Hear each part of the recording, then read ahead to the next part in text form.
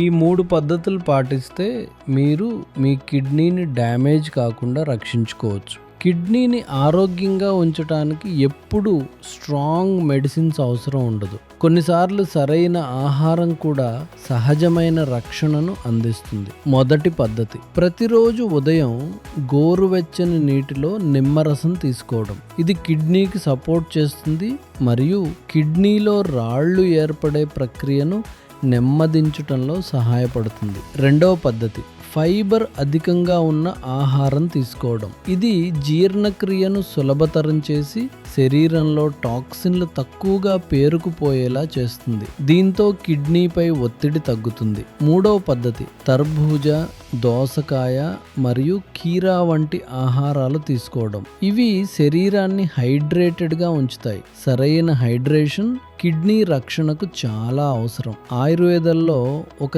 చాలా సులభమైన మరియు సహజమైన ఫార్ములేషన్ చెప్పబడింది. ఇది కిడ్నీకి సపోర్ట్ చేయటంలో సహాయపడుతుంది. మీరు ఈ నుస్ఖా ఉపయోగించే సరైన విధానం తెలుసుకోవాలనుకుంటే కామెంట్ చేయండి. నేను మీకు పూర్తి వివరాలు DMలో షేర్ చేస్తాను.